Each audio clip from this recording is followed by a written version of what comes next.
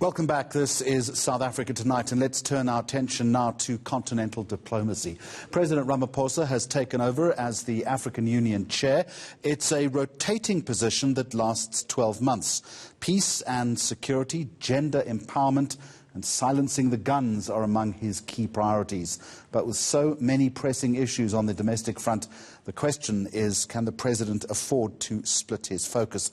And Yuveka, that's a question that you'll be putting to a top governance expert. Yes, and that's Peter Goss joining us this evening. Jeremy, thanks, Peter, so much for your time.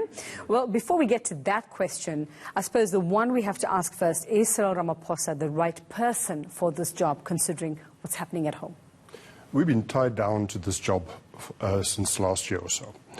The question is very valid, considering the challenges we are facing.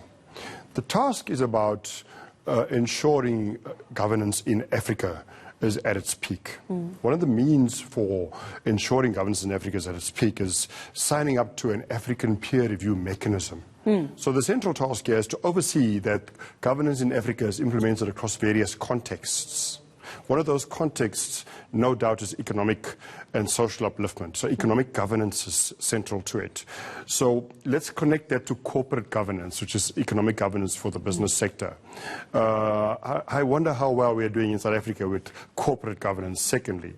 I wonder how well we're doing with social and political governance in South Africa to be able to tell the rest of the continent, or give inputs or lead the rest of the continent in governance around political arena and the social upliftment arena. Not to mention the natural environment and how well we're looking after the natural environment, for example, global and climate change. And then, of course, a number of infrastructural governance challenges we see that have been raised upwards by the African peer review mechanisms for action. And leading on from that, then, we have to wonder if he has all of that on his plate, should we as South Africans be worried that, you know, he cannot dedicate 100% of his time to working on solving and dealing with those issues back home now? Well, I think you take one step back and ask, how well has South Africa done in the African peer review mechanism? So it has a national governing council in South Africa. The African peer review mechanism has a structure locally.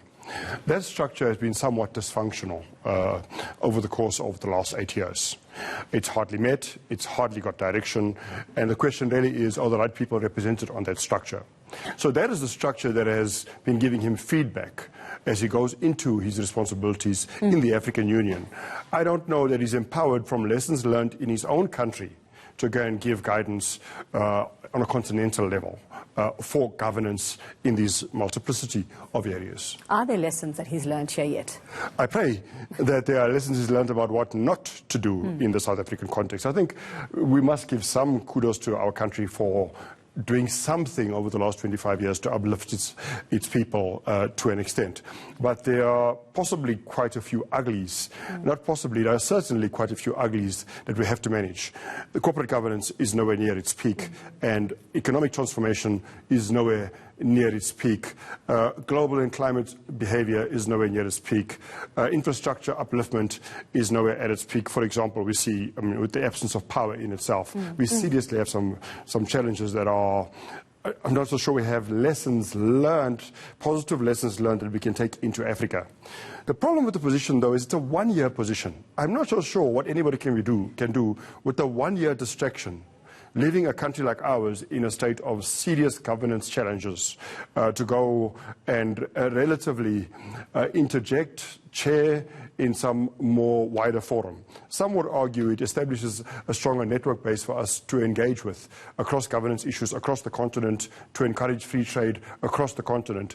Does our president have to be at the helm of this particular process? I'm not so sure. Yeah, and I mean, it comes at quite a, I'm not going to say a convenient but coincidental time where we're going to learn about the state of our nation, and as Jeremy and I spoke about at the beginning of the program, is all the problems that have yet to be resolved, everything from a year ago that we were told and what we're still waiting for. So we'd have to gauge the state of our nation first before, I suppose, the continent can, you know, put some faith in the hands of Cyril Ramaphosa as well. I fear, and I hope we have an honest state of the nation in your on that score, I fear that we might not have the absolute truth, but I think we're looking forward to hearing that the state of our nation on many issues is we're busy with a number of commissions of inquiry, we're busy with a number of expert forums convened, we're busy with a number of academic forums convened around economic governance, social upliftment, and the sustainability of our economy at large, infrastructure at large.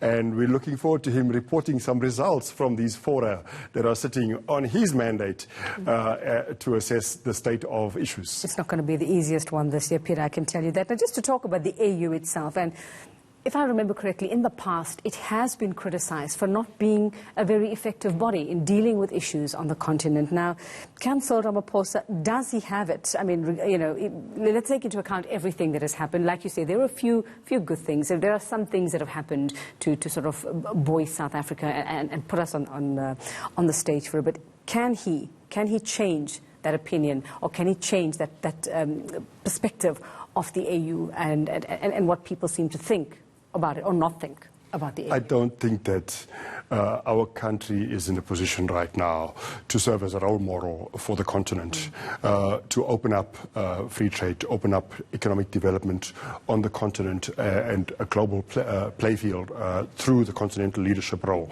It has its value to open it up. I do think that one needs to be a beacon of light in order to encourage others to follow suit.